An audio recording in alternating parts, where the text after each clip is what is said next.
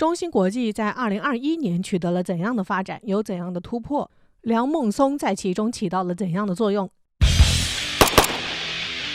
由于现今全球对于芯片的需求日益增加，这就使得各国都加大了对半导体行业的发展，使得芯片制造商也在不断增多，市场需求日益扩大。诸如三星、台积电以及中芯国际这些公司在芯片的发展上取得了巨大的突破和成就。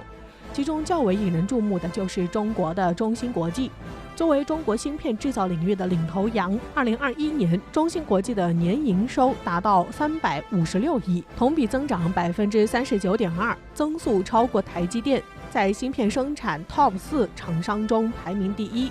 不仅如此，中芯国际的业绩增长势头十分迅猛，在2021年第4季度的增速甚至超过了60%，取得了非常巨大的突破。这也使得中芯国际很有希望成为全球前3的芯片制造商，并在其中发挥着越来越重要的作用。据专业人士指出，中芯国际之所以能取得如此大的成就，就在于中芯国际积极响应国家对于芯片扩产的决策。据悉，2021年中芯国际3次对工厂进行大规模扩建，总投资超过45亿美元，这就极大提升了公司的生产产能，取得了巨大的成效。值得一提的是，在扩产策略的极大刺激下，中芯国际成功拿下2个全球第一，分别是客户数量全球第一和生产的平台种类全球第一。这就使得中芯国际极大地扩大了国际影响力和提升了国际竞争力，这对于中芯国际的发展带来极其重要的影响。此外，中芯国际所取得的成就还远远不止如此。2021年，中芯国际公司营收和利润都得到十分显著的提升。虽然在7纳米技术上还没有取得突破，但是通过官方数据显示，中芯国际14纳米、28纳米的营收收入已经由2020年的5%上升到了18.6%，取得了巨大的突破，并且这一数字还在进一步增长。从这里我们不难看出，如今的中芯国际已经进入了一个新的发展阶段，而且达到了新的发展高度。这对于中国半导体产业的发展将有巨大的促进作用。对于中芯国际未来的发展，有专业人士就指出，在2022年，中芯国际还将继续加大资本的投入力度，预计开支将达到50亿美元，专门用于扩建老工厂以及推进3个新项目。且现阶段，中芯国际建厂的主要目的就是要生产8英寸硅片和12英寸硅片，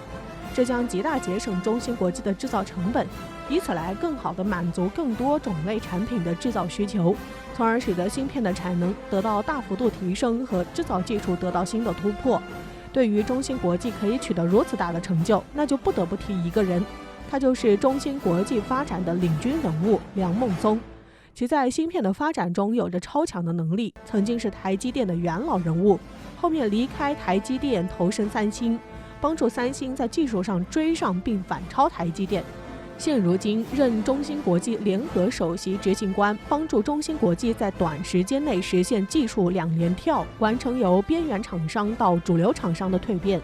其在中芯国际的发展中扮演着举足轻重的作用。中芯国际正由于拥有了梁孟松这样一位曾在三星、台积电都有过任职经验的技术人才，才使得中芯国际在芯片的发展上，可以在发展先进芯片的过程中，大大减少了走弯路的时间，从而可以更快取得最大的发展。这也使得中芯国际在芯片领域的发展上才会取得如此大的成就，发展速度才会如此迅速。据相关资料显示，中芯国际在28纳米到7纳米制程工艺下的研发任务上，仅仅用了3年左右的时间就完成了开发，而对于其他的芯片厂商，往往需要通过10几年的努力研发才能够实现这一目标。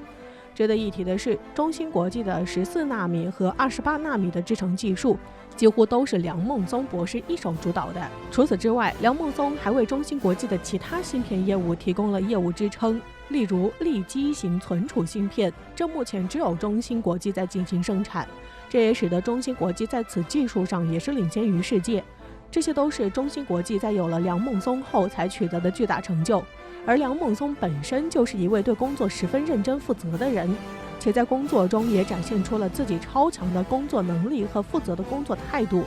并此前在台积电工作的时候，还曾获得了几10项个人发明专利。在三星工作时，成功帮助三星解决了在14纳米制程领域所面临的技术问题，所以这也突出梁孟松在芯片领域具有超强的能力，也将为芯片领域的发展做出杰出的贡献。现今其在中芯国际任职，其主要的目的就是为了要加快中国国内芯片行业的发展，以此来促进中国半导体行业的飞速发展，并且希望通过自己的努力，能够在高端芯片的制造领域取得突破，从而使得中国在高端芯片的发展上可以不受西方国家的卡脖子，完全可以实现独立自主。在梁孟松的带领下，中芯国际的营收增长首次超过了台积电，达到了历史最高水平。这对于中芯国际来说也是巨大的里程碑和巨大的突破，并且还有着继续往前增长的强劲势头。从这可以看出，中芯国际在激烈的国际芯片市场竞争中获得了更多的芯片订单，还是先进制程的芯片订单。这说明中芯国际生产的芯片在国际社会上得到了广泛认可，使得中芯国际有了稳定的市场，这对于中芯国际的发展有着极大促进作用。此外，由于全球对于芯片的需求越来越大，这就使得中芯国际大力扩产28纳米等芯片的产能，这也使得中芯国际28纳米等芯片的订单在不断增加，并且还成立了28纳米芯片工厂，这就为中国的芯片发展注入了新的活力，也为中国半导体企业的发展开了一个好头，使得中芯国际成为中国芯片企业的榜样，带动更多的中国芯片企业可以复制中芯国际的做法。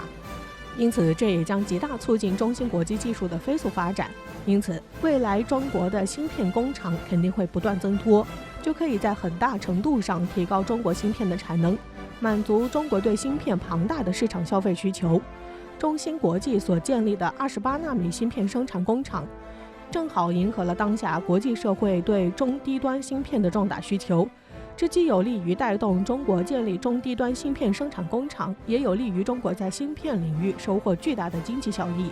这对于美国所一直推行的芯片本土化发展计划是一个巨大的冲击，也是完全出乎了美国的意料。